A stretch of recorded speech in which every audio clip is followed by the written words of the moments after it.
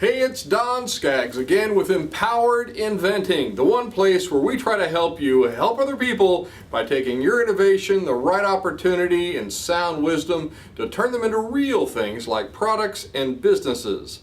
And by helping those people, they will say thank you. Please continue helping us by sending you certificates of appreciation called dollar bills. Now, today I want to talk to you about finding the right components for your product or your invention or the products you'll use in your startup.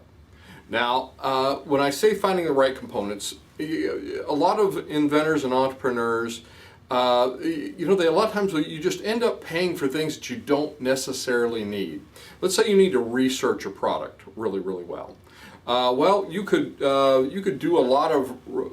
pay researchers for a lot of money, thousands of dollars, and really wind up with information that really isn't sometimes even helpful. So there's a lot of research out there you can get for free, and I know this because I've done it. Universities are packed with bored researchers sitting in offices and just looking for somebody to talk to, and so they can tell them about everything they know, which is good because you're pulling this information in, and you can find all kinds of good information. Companies are the same way, especially large companies with research departments. They can be treasure troves if you can get into the right place and talk to the right person. A great story of this I always think is with Apple. Steve Jobs. In the early days, they were trying to find the right accessories for their computers that they were putting together, and they went to Xerox, and in the basement was this just almost buried piece of research of a thing called the mouse. And of course, we all know what a mouse is today. It's everywhere. You just know what it is, and you just don't even think of a computer unless you think of a mouse. Of course, unless you're mobile now, which is of course a different thing. But what I'm saying is, back then, nobody used a mouse. Everybody was typing, and there was no screen, touch screens or anything like that. So they found this. And it was like, oh yeah, we've got this down here, but nobody was paying attention to it. There is tons of really great research out there that no one is paying attention to that you can pick up and utilize and take your ingenuity and turn it into really, really cool things. They're out there, but you got to dig them out and you've got to find them. Now, I'll tell you a recent story of this. I was working with one of my business clients, and I was helping them source a new material that they needed as a component for their product. It was a foam product we're trying to look for. And we're still working on this, but we've made some really, really good strides. But I love the story of how and it's funny because it didn't matter if it was foam, it didn't matter if it was a chemical product, it didn't matter if it was some other material, because I've done this so many times in so many different businesses for so many different people. It's funny, all the actions and all the interactions all kind of have this common thread, and this is what I want to tell you about because you can use this yourself. So I'm starting to call a lot of people and email a lot of people and reach out to a lot of people on LinkedIn, and after a while and after talking to a lot of different people, hitting some dead ends, hitting some getting some things that I really didn't need, I finally found myself talking to the director of innovation at a very large company. If I told you the name, you'd know who they were, for like a half an hour. And he's telling me all about impact and force dispersion and all this stuff. And he's really being helpful. Why? Because I got hold of him and I was persistent and I started talking to him, and all of a sudden now we're getting all of this wonderful information, and we built a new relationship for this business client. So, but really, one of the things it takes to do this is you have to be immersed. I said this in my last video. You have to be totally immersed into an industry. You have to understand it. You have to know what you're getting into. And another thing it takes is persistence. The first person you call is probably not going to be the right person.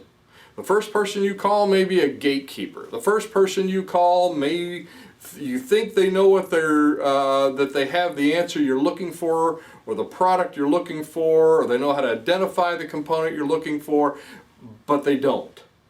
And then you got to hang up, and then you got to go back, and you got to start over, and you got to call another person, you got to email another person, you got to connect with another person on LinkedIn. So this takes a lot of persistence, and a lot of times you just want to throw your hands up and say, oh, this is enough, I've done enough of this, this is crazy, I'm not getting anywhere. But stay with it. Stay with it and talk, and you'll hit a lot of dead ends. Some of them will even be slam doors. Some people just don't want to talk to you, but it's a process, and you have to remember that. You have to remember that it is a process to get through, and it takes persistence, but it can pay off. Another thing it takes, this is very important, again, it takes good communication. I can't stress this enough on a lot of what we teach here, is you have to be able to communicate well. You have to be able to talk to people.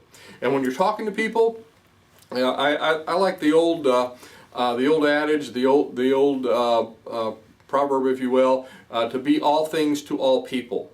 So if they're a researcher, you kind of learn their lingo, you learn their language, and you get to talking to them a little bit, and all of a sudden they relate to you, and now they're opening up, and now they're talking to you and telling you things that you really is valuable. It's almost like nothing to them, because that's just like, you know, baby food information for them. It's just nothing.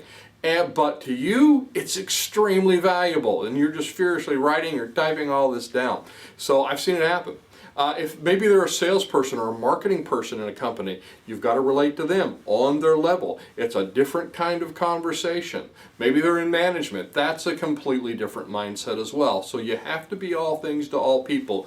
You have to be able to talk to them on their level. It's a lot like selling. You're building relationships with these people, and to do that you have to relate to them. So lastly, ask for help, ask for information, and ask for samples. Worst thing they're going to do is say no. If you don't ask the question, the answer is always going to be no.